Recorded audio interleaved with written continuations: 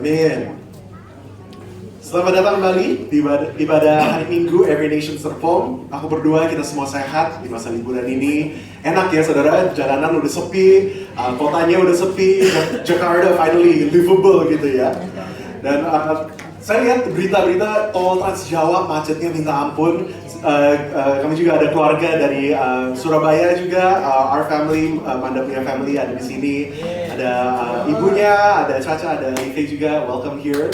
Dan ya, ini waktu-waktu macet saudara, dan gak enaknya ini lagi musim, lagi sakit ya gitu. Mungkin saudara sedang sakit pada hari ini, waktu mungkin ada saudara atau keluarga yang lagi sakit. Mari kita ambil waktu ini untuk berdoa. Bapak yang berdoa Tuhan, untuk kesehatan kami Tuhan, kami berdoa Tuhan, Engkau yang memulihkan kami Tuhan. Kami percaya Tuhan Engkau adalah Allah yang menyembuhkan. So we pray for your healing power to be upon us Lord. Dan kami berdoa Tuhan, kami akan recover Tuhan. Dan kami bisa menikmati Tuhan masa liburan ini. Terima kasih Tuhan, di dalam nama Tuhan Yesus. Amin. Bagi yang akan atau sedang traveling hari ini, all the best for you, we're praying for you dari Every Nation Serpong. Nah, hari ini saudara, kita akan berada di dalam series break. Dan kita akan mendalami topik doa. How should we pray? Bagaimana kita berdoa? Banyak dari kita mungkin gugup kalau kita diminta doa. Benar kan saudara? Apakah hanya saya saja? Kalau diminta doa gitu, minta doa makan, entah itu minta doa di doa jemaat, atau mungkin nanti kalau ada yang ulang tahun gitu kita doakan saat mereka ulang tahun gitu kan. Mungkin kita gugup saat kita berdoa. Kita takut untuk salah kata atau kita canggung saat kita berdoa. Inilah permintaan murid-murid Yesus kepada Yesus. Lord, teach us to pray. Ajarlah kami bagaimana kita bisa berdoa. How do we pray? Dan inilah jawaban Yesus. Mungkin kita sudah mendengar juga mengenai doa Bapa kami atau the Lord's Prayer ini. Kita akan baca sama-sama saudara dari Matius 6 ayat 7 sampai 13. Mari kita baca sama-sama saudara.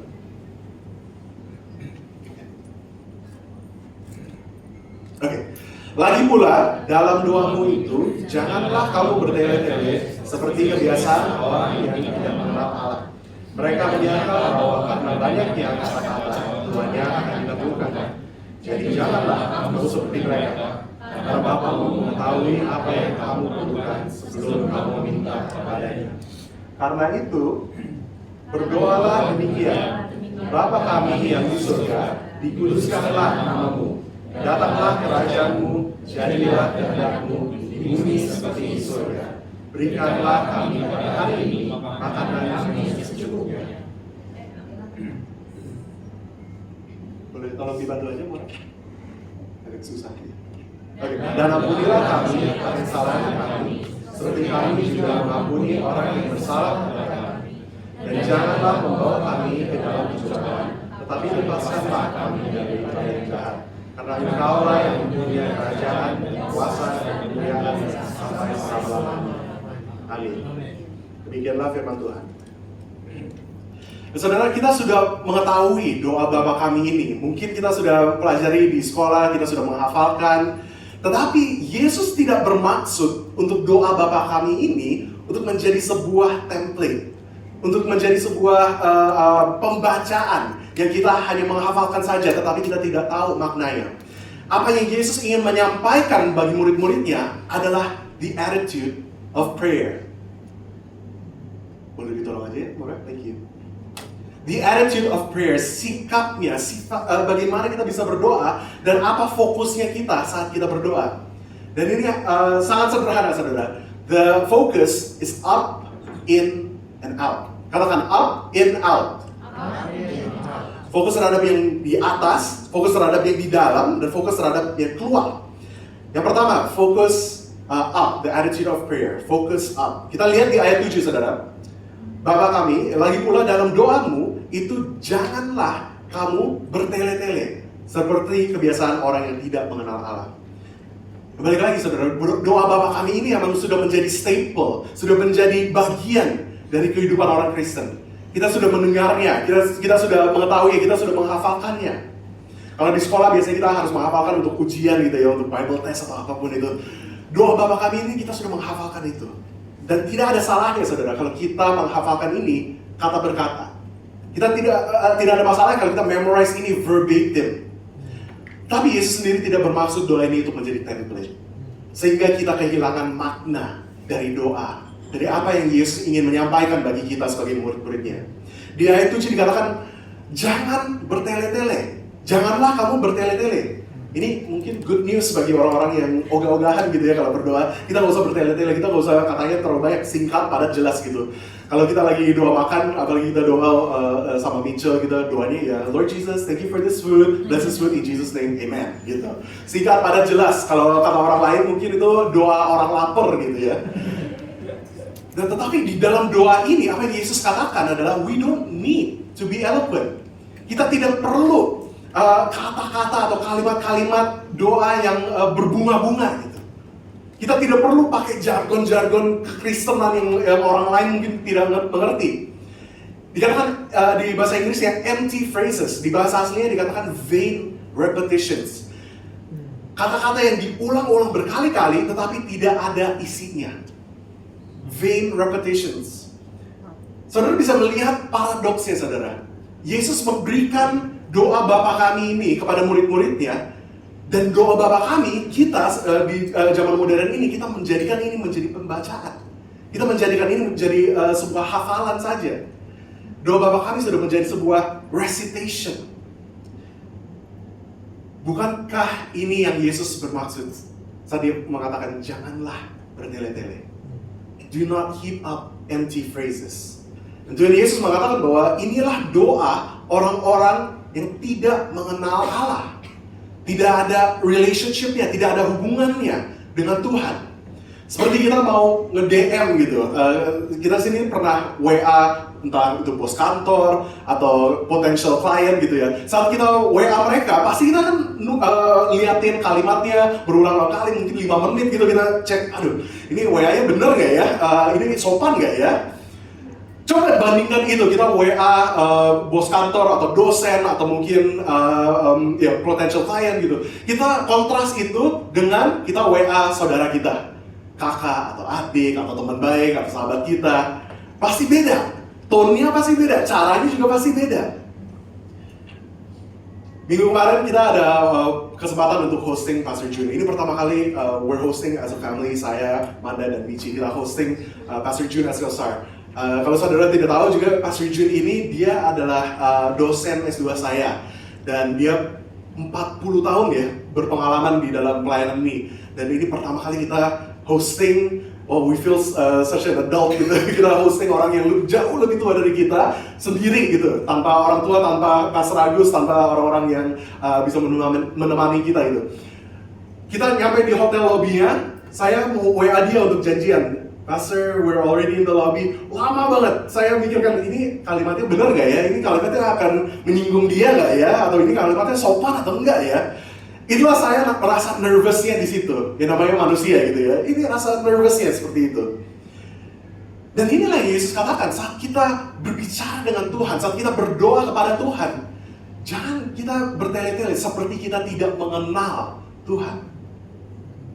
Do not be like them, kata Yesus di ayat 8. Jangan seperti mereka yang tidak mengenal Allah. Di ayat 8 dikatakan, karena Bapamu mengetahui apa yang kamu perlukan. For your Father in heaven knows what you need. Bagi orang-orang di zaman modern, kita mungkin udah terbiasa dengan konsep Tuhan sebagai Bapa kita. Allah di surga, Allah Bapa, dia adalah Bapa bagi kita. Mungkin kita sudah sering mendengarkan itu.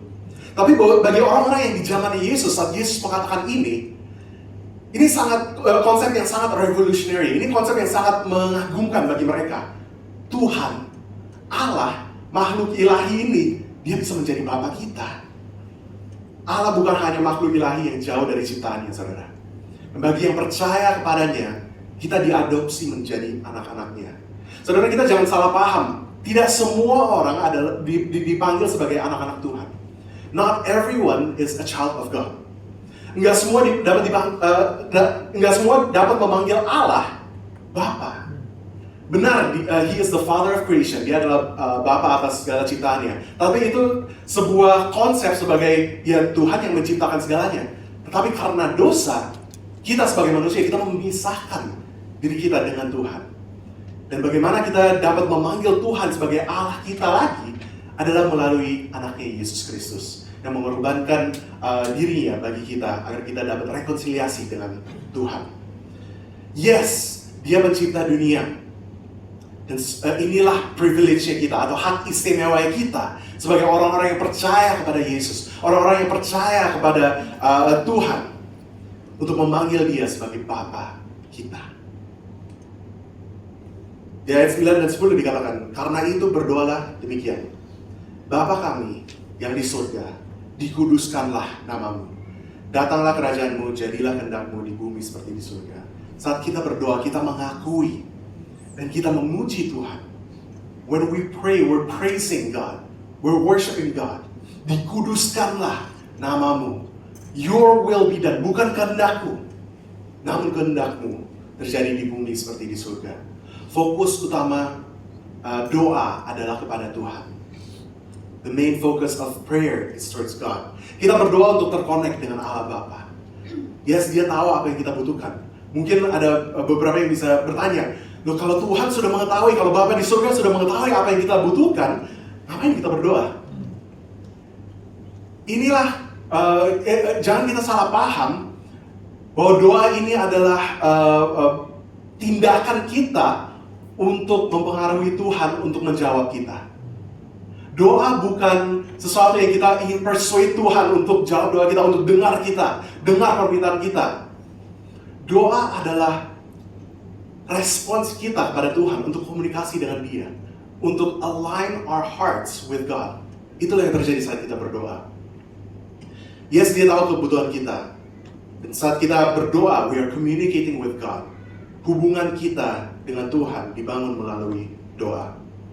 Yang kedua, saudara, attitude of prayer terhadap dalam, focus in. Di ayat 11 dikatakan, berikanlah kami pada hari ini makanan kami yang secukupnya. Bahasa Inggrisnya katakan, give us this day our daily bread. Yang biasanya kalau kita doa, saudara, kita tidak perlu disuruh fokusnya juga kepada kita. Yes, fokusnya kepada apa yang kita butuhkan, apa yang kita sedang rasakan pada hari itu juga. Dan benar, Tuhan mengatakan untuk make our request known to God. Kita kita berminta kepada Tuhan. Tapi inilah hanya sebagian dari doa, saudara. Fokus awal kita adalah kepada Tuhan. Fokus awal kita adalah untuk memuliakan Tuhan. Karena Dialah sumber penyediaan kita, Dia sumber kehidupan kita. Tapi yang kedua, berikanlah kepada kami pada hari ini makanan kami secukupnya. The daily bread. Dipakai kata roti, kenapa, saudara? Mungkin kalau di zaman modern ini mungkin tidak dipakai daily bread gitu ya. Mungkin sekarang the daily rice atau apa gitu. Karena sekarang makanan staple kita kan memang nasi gitu. Tapi pada zaman itu dikatakan the daily bread. Notice it's not monthly bread. Bukan roti bulanan. Bukan roti quarterly. Not the yearly bread. The daily bread. Inilah pertanyaan bagi kita semua, saudara. Seberapa sering kita ingat Tuhan sehari-hari dalam kehidupan kita? How often do we remember God in our day-to-day lives? Kalau sejujurnya, saudara, kita untuk makan aja mungkin bisa lupa doa. Untuk sebelum tidur aja kita bisa lupa berdoa. Atau hanya saya saja, saudara? Ada amin? Kita melupakan Tuhan dalam kehidupan kita sehari-hari. How often do we remember God? Inilah yang kata Yesus, give us this day our daily bread. Sekarang kita sudah di akhir bulan, sudah gajian, sudah THR-an. Apakah kita bergantung kepada gaji kita? Apakah kita bergantung kepada keuangan kita untuk hidup 1 bulan ke depan ini? Atau kita bergantung kepada Tuhan? Kita mengingatkan Tuhan. Nanti kalau udah pertengahan bulan baru kita ingat, wah, keuangan sudah menipis, baru kita ingat, Tuhan tolonglah saya, gitu kan. Itulah kecenderungannya kita sebagai manusia, saudara. Kita melupakan Tuhan. It's natural for us untuk melupakan Tuhan, to forget about God. Tapi saat kita berdoa, Yesus mengatakan, give us this day our daily bread. Kita bergantung kepada Tuhan hari demi hari. Do we depend on God daily? Jangan sampai, saudara, kita hanya ke Tuhan kalau kita ada perlunya. Ya, 13 juga dikatakan, lead us not into temptation, dan janganlah membawa kami ke dalam pencobaan, tapi lepaskanlah kami daripada yang jahat. Karena Engkaulah yang mempunyai kerajaan dan kuasa dan kemuliaan sampai selama-lamanya. Amin. Tuhan tidak membuat kita berdosa. Dikatakan lead us not into temptation, itu bukan berarti Tuhan yang membuat kita berdosa. Bukan. Dia bisa mengizinkan kita untuk diuji. Dia bisa mengizinkan ujian bagi iman kita. Tetapi disinilah dia mengajak kita untuk bergantung kepadanya. Kalau bisa di-rephrase, lead us not into temptation, itu sama seperti kita bertanya kepada Tuhan, Lord, give me strength. Berikanlah aku kekuatan untuk melalui ujian ini. Berikanlah aku kemampuan untuk memilih Engkau dan bukan dosa ini. Berikanlah aku keberanian untuk berdiri teguh di dalam-Mu. Deliver us from evil. Setiap saat, saudara, kita akan berperang dengan keinginan daging kita. Selama kita hidup di dunia ini, selalu ada pergumulan dengan dosa, dengan musuh. Pasti ada godaan yang berlawanan dengan kehendak Tuhan.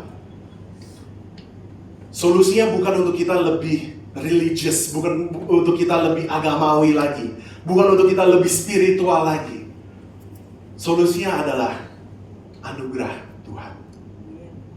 Only by His strength, hanya dalam kekuatan Dia. Hanya karena anugerahnya. Bergantunglah kepada Tuhan. Seek Him in your prayer. Saat kita berdoa, kita mencari Dia. Kita bergantung kepada Dia. Kita mengatakan bahwa Tuhan, saya tidak mampu. Saya tidak sanggup. Tetapi Engkau sanggup. You are powerful. Hanya Tuhan yang dapat menguatkan kita. Dan yang terakhir, saudara, attitude of prayer. Fokus keluar, outwards. Di ayat 12 dikatakan, dan ampunilah kami akan kesalahan kami, seperti kami juga mengampuni orang yang bersalah kepada kami. Saudara, doa tidak berhenti di diri kita sendiri. Our prayer doesn't stop with us. Yang dikatakan, di bahasa Inggrisnya dikatakan, forgive us our debts, atau hutang. Nah, hutang ini, it implies dosa. Karena di firman Tuhan dikatakan upah dosa ialah maut. Dan Yesus menanggung hutang kita saat Dia mati di kayu salib. Dengan ini Dia mengampuni dosa-dosa kita. Dan Dia berharap bahwa kita mengampuni yang lain juga. Our relationship with God, hubungan kita dengan Allah, will reflect in how we forgive others. Akan dicerminkan dengan bagaimana kita mengampuni orang-orang di sekitar kita. Di ayat 14 sampai 15 juga dikatakan, karena jika kamu mengampuni kesalahan orang, Bapamu yang di surga akan mengampuni kamu juga. Tetapi jika kamu tidak mengampuni orang, Bapamu juga tidak akan mengampuni kesalahanmu. Ini sesuatu yang serius, saudara.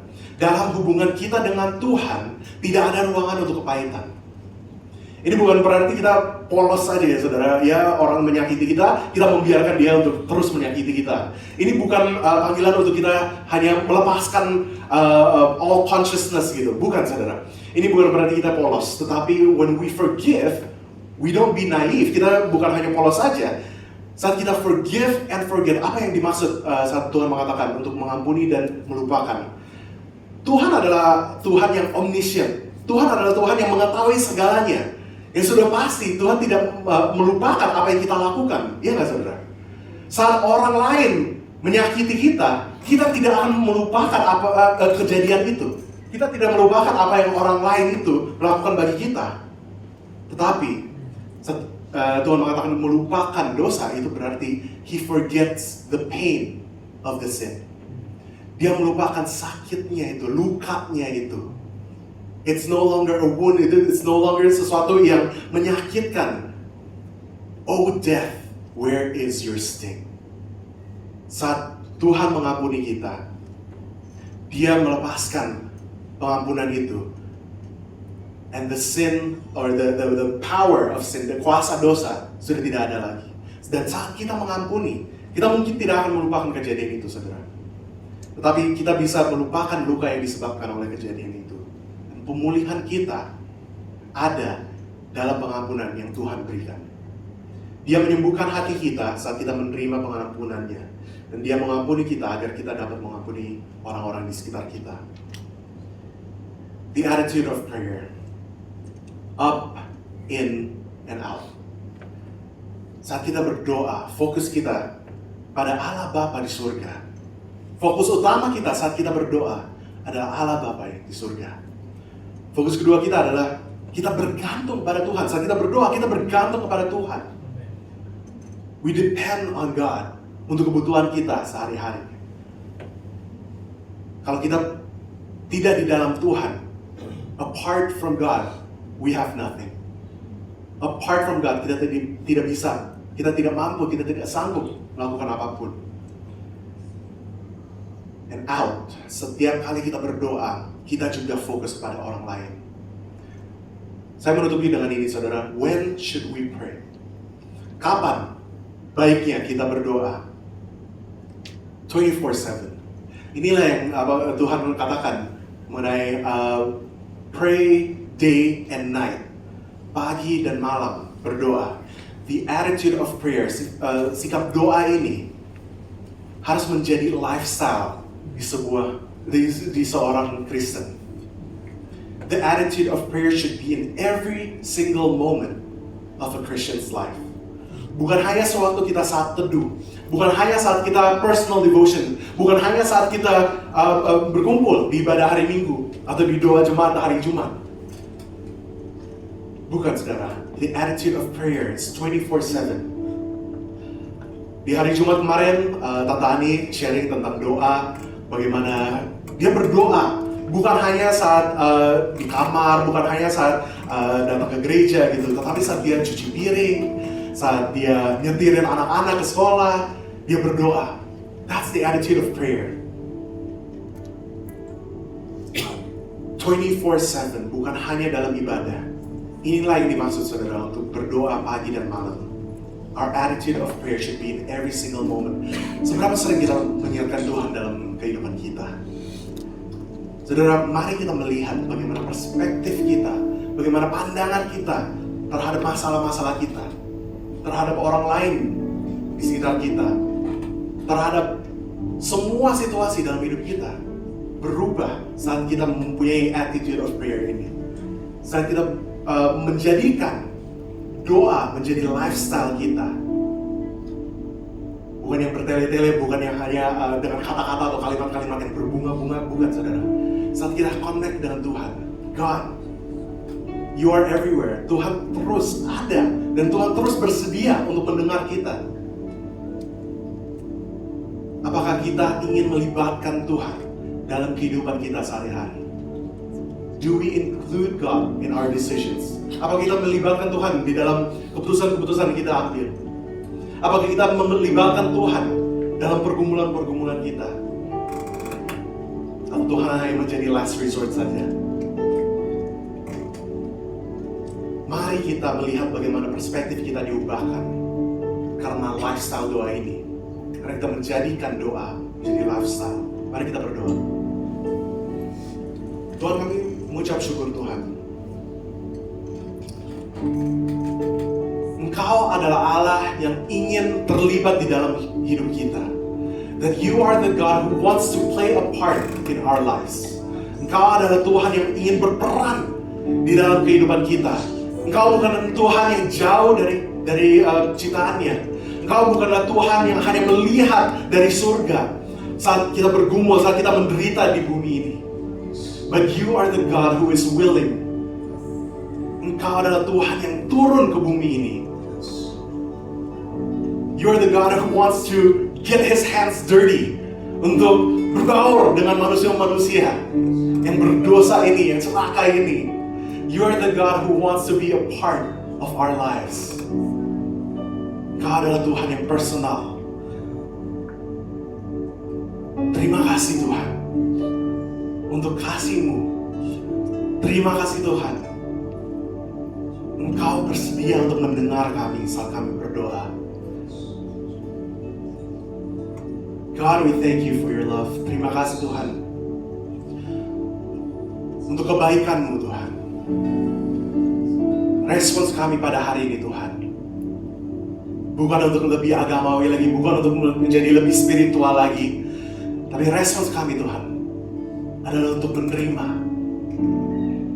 to accept you as our Father, menerima Engkau sebagai Bapa kami, dan kami berserah penuh kepada Engkau, Tuhan. Disinilah kami, Tuhan. Here we are, Lord. anak-anak-Mu Tuhan. Kami berada di sini Tuhan. Kami bersedia untuk mendengar dari Engkau Tuhan. Let your will be done. Kehendak-Mu terjadi di bumi seperti di surga. Terima kasih Tuhan. Kau adalah Tuhan yang ingin menolong kami Tuhan. Terima kasih Tuhan.